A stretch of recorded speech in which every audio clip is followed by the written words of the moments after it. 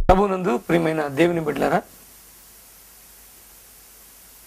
దేవుని యొక్క మహాకృపను బట్టి ఇలా మీ మధ్యకు వచ్చి దేవుని వాక్యాన్ని ప్రకటించడానికి దేవుడిచ్చిన ఈ గొప్ప భాగ్యాన్ని బట్టి ఆయనకి నేను వందనాలు చెల్లిస్తున్నాను. ఈ దినం దేవుని వాక్యాన్ని ధ్యానించడానికి దేవుడు మనకిచ్చిన ఒక ప్రాముఖ్యమైన అంశం మరణం. సాధారణంగా అనొచ్చు, మరణాన్ని గురించి ఏం మాట్లాడతామని. మానవుని యొక్క ఉనికిని కనుగొనడానికి ప్రయత్నం చేస్తే పుట్టుక నుంచే ఆరంభం అని అనుకుంటాం. కానీ దైవ గ్రంథాన్ని బాగా పరిశీలన చేసినప్పుడు మరణము నుండే ఆరంభం ఉన్నదని అర్థమవుతుంది. ఇది పోను పోను దేవుని వాక్యాన్ని ధ్యానించినప్పుడు మీ ముందు ఈ సత్యాన్ని ఉంచగలుగుతాం. మరణం ఇది మానవుని భయాందోళనకు గురి చేసే ఒక అంశం. ఈ భూమి మీద కోటాను కోట్ల జీవరాశులు పుడుతూ ఉన్నాయి, అవి చనిపోతూ ఉన్నాయి.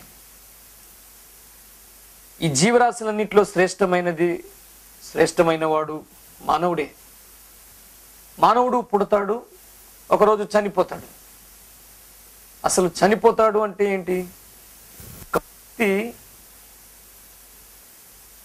ఆ వ్యక్తిని మరణం కమ్ముకొనినప్పుడు లేక ఆవరించినప్పుడు ఆ వ్యక్తి మరణించాడు లేక చనిపోయాడు అంటాం. అంటే ఎప్పటి వరకు కదిలి కనపడి మాట్లాడి ప్రేమ, ఆప్యాయత, అనురాగము, అభిమానాలను పంచి ఒక్కసారిగా కనుమరుగైపోవడమే, ఎప్పటికీ కనపడకుండా పోవడమే, ఈ భూమి మీద సజీవుల లెక్కలో నుంచి కొట్టివేయబడ్డమే. ఇంకా బాగా చెప్పాలి అని అంటే మరణ జాబితాలోనికి వెళ్ళిపోవడమే చనిపోవడం. సత్యం ఏమిటంటే జీవి ఏదైనా మరణించడానికే పుడుతుంది. అయితే దేవుని ఉద్దేశం మాత్రం అది కానే కాదు. మొదటి మానవుడైన ఆదామును దేవుడు నిర్మించదలిచినప్పుడు అతనిని మరణించడానికి నిర్మించలేదు. వారిని ఆశీర్వదించిన దినమున దేవుడు ఇలా ఆశీర్వదించాడు. ఆదికాండము 1వ అధ్యాయం 28వ వచనాన్ని మీరు బైబిల్లో ధ్యానిస్తే, మీరు ఫలించి అభివృద్ధి పొంది విస్తరించి భూమిని నిండించి దానిని లోపర్చుకొనుడి అని అన్నాడు. అంటే మానవుడు ఫలించాలి, అభివృద్ధి పొందాలి, విస్తరించాలి. ఈ మూడు అయిన తర్వాత మీరు మరణించాలి అని దేవుడు అనలేదు. దేవుని ఉద్దేశం అది కాదు కాబట్టి.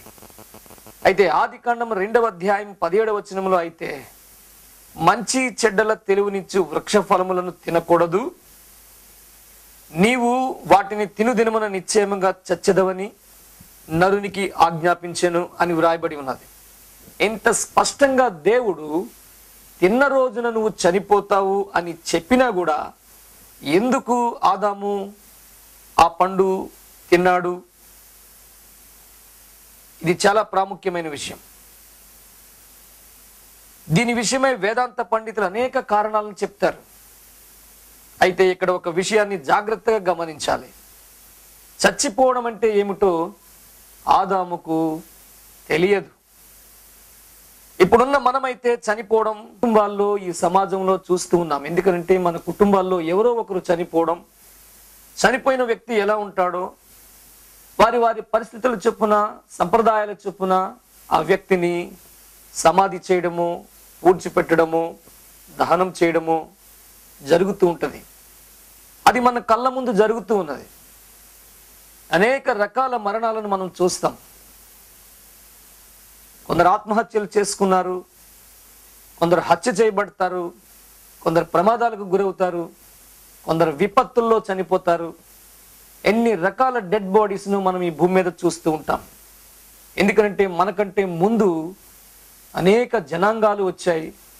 వయసులోను, పరిస్థితుల్లోనూ రకరకాల ప్రజలను మనం చూస్తూ ఉంటాం. వారి జీవన విధానాలు చూస్తూ ఉంటాం, వారి జీవితాంతాలు చూస్తూ ఉంటాం. అందుకు మరణం గురించి మనకు బాగుగా తెలుసు.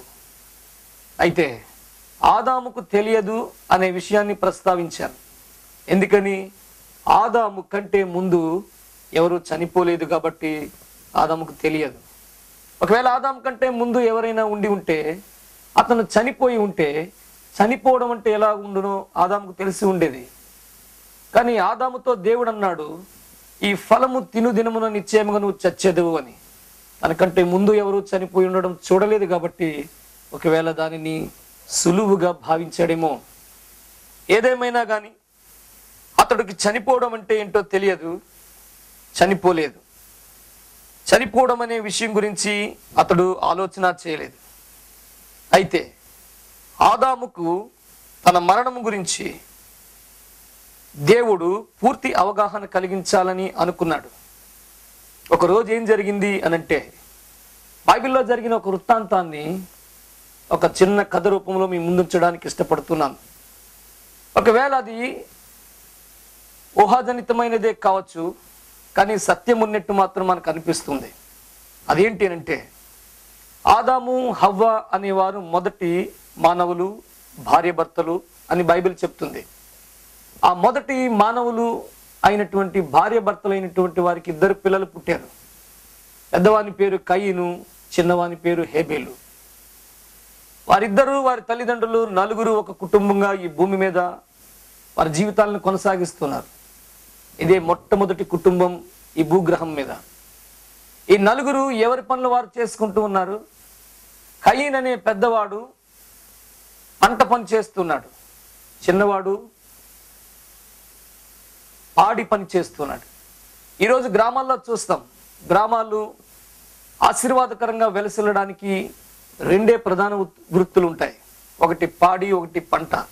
ఈరోజు విజ్ఞాన శాస్త్రం అభివృద్ధి చెంది మానవుడు టెక్నాలజీ మీద ఆధారపడుతూ ఉన్నాడు. కానీ ఒకప్పుడు మానవుడు తన యొక్క దైనందిన జీవితాన్ని ఆశీర్వాదకరంగా మలుచుకోవడానికి పాడిని, పంటని వాడుకున్నాడు. మొదటి మానవుడైన ఆదాము యొక్క పిల్లలు 2, ఒకడు పాడి చేశాడు, ఒకడు పంట చేశాడు. పంట చేసేవాడు కయీను, పాడి చేసేవాడు హేబేలు. వీళ్ళిద్దరూ ఒకరోజు దేవుని సముఖానికి అర్పణలు తీసుకొచ్చే సమయం వచ్చింది. అందులో దేవుడు పెద్దవాని అర్పణను తృణీకరించినట్టు, చిన్నవాడైన హేబేలు యొక్క అర్పణను స్వీకరించినట్టు రాసి ఉంది. ఇది పెద్దవానికి కొంత కోపం వచ్చే బాధ అయింది. అందుకు ఒక రోజు తన తమ్ముడు తన గొర్రెలను మందలను మేపుకుంటూ ఉన్నప్పుడు తన అన్న కయీను వచ్చి తనను తల మీద మోదినట్టు మనం చూడగలుగుతాం. అప్పుడు అతను నేల పడిపోయాడు. తర్వాత తిరిగి లేస్తాడు అని అనుకున్నాడో ఏమో, కయీను వెళ్ళిపోయాడు అది విడిచిపెట్టి. అయితే కానీ హేబేలు అక్కడ చనిపోయినట్టు మనం బైబిల్లో చూస్తాం. నిజానికి అక్కడ ఏం జరిగింది అనంటే, పెద్దవాడైన కయీను చిన్నవాడైన హేబేలును కొట్టాడు.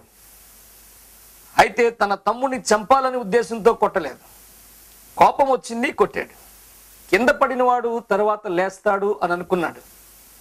అప్పటికి ఈ భూమి మీద 4 మనుషులు మాత్రమే ఉన్నారు. అందులో ఒకడు చనిపోయాడు, అతను హేబేలు. ఆ చనిపోయిన వాడు హేబేలు ఆ చనిపోయాడు అని ఈ విషయం ఆదాముకు హవ్వకు చంపిన కయీనుకు కూడా తెలియదు, దేవునికి మాత్రమే తెలుసు. ఇదే భూమి మీద మొట్టమొదటి మరణము, లేకపోతే చావు అనండి. ఈ 2 కాకుండా హత్య అని కూడా మీరు అన్నారు. ఆదాము తన పెద్ద కుమారుడైన కయీనుని అడిగి ఉంటాడు, నా కుమారుడా, మీ తమ్ముడైన హేబేలు ఎక్కడా? కయీను యొక్క స్వభావరీత్యా నాకేం తెలుసు, ఎక్కడో ఉండి ఉంటాడని చెప్పి ఉండొచ్చు. అప్పుడు ఆదాము తన చిన్న కుమారుని వెతకడం ప్రారంభించాడు. వెళ్తాడో ఆయా ప్రాంతాలన్నింటినీ వెతుకుతూ ఉన్నాడు ఆదాము. దినాలు గడుస్తున్నాయి, కానీ తెలియలేదు, ఎక్కడా జాడ తెలియలేదు. కానీ ఒక రోజు ఒక పొదల చాటున బోర్ల పడి హేబేలు ఉన్నట్టు అతడు గుర్తించాడు. పరుగు పరుగున పోయి తన కుమారుడి దగ్గరికి, తన కుమారుని నా ప్రియ కుమారుడ హేబేలు అని లేపడం ప్రారంభించాడు. కానీ తన కుమారుడైన హేబేలు లేవలేదు. లేవపోయేసరికి తనను త్రిప్పి కౌగిలించుకునే ప్రయత్నం చేసేటప్పటికి తన యొక్క చెవుల గుండా, ముక్కు గుండా, నోటి గుండా పురుగులు రావడం ప్రారంభమయ్యాయి. ఇది చూసి అమాంతంగా 4 అడుగులు వెనక్కి వేసి ఆదాము నేలను పడి రొమ్ము బాదుకుంటూ ఏడుస్తున్నాడు. ఎందుకని అలా ఏడ్చాడు? తన కుమారుడు చనిపోయాడని కాదు, కానీ అతనికి దేవుని మాట జ్ఞాపకం వచ్చింది. ఏంటి ఆ మాట అనంటే, ఆ దృశ్యాన్ని చూచిన వెంటనే దినమున నిశ్చయముగా నువ్వు చచ్చెదవు అని దేవుడు అన్నాడు. కానీ ఆదాము నిజానికి శరీరానుసారముగా చనిపోలేదు. దేవుని మాట మీరినందున నేను చనిపోవాలి, చనిపోయిన తర్వాత నా శరీరం ఇంత భయానకమైన పరిస్థితుల్లోనికి వెళ్ళిపోతుందా అని రొమ్ము బాదుకుంటూ ఏడ్చాడు. చచ్చిపోవడం అంటే ఏమిటో ఆదాముకు తెలియాలి. తాను చేసిన పాపం యొక్క తీవ్రత ఎటువంటిదో ఆదాముకు తెలియాలి. అందుకు దేవుడు తన చిన్న కుమారుని తన దగ్గరకు తీసుకున్నాడు. ఆదాము తాను భయపడిన సంఘటనలు 2. మొదటిది, ఏదోను వనములో తాను పాపం చేసిన తర్వాత దేవుడు తన దగ్గరకు వచ్చి, నా కుమారుడా ఆదాము నువ్వు ఎక్కడ ఉన్నావు అని నిన్నప్పుడు స్వేచ్ఛగా దేవునితో సంభాషణ చేసే ఆదాము, ఇదిగో నేను పొదల చాటును దాక్కున్నాను అని అన్నాడు. అతడు భయపడి ఈ మాట చెప్పాడు. ఆదాము అనే మొదటి మానవుడు భయపడిన మొట్టమొదటి సంఘటన అది. రెండవది, తనకిష్టమైన కుమారుడు మరణించినప్పుడు ఆ మరణాన్ని, ఆ శవాన్ని చూసినప్పుడు అతడు భయపడ్డాడు. అందుకే ఆదాముకు వారసులమైన మనము ఈరోజు మరణాన్ని భయపడుతూ ఉన్నాం. మీకు ఒక సత్యాన్ని మీకు చెప్పడానికి ఇష్టపడుతున్నాను. మరణం అనేది వేటాడే గుణాన్ని కలిగి ఉన్నది అని. మరణం వేటాడుతుంది.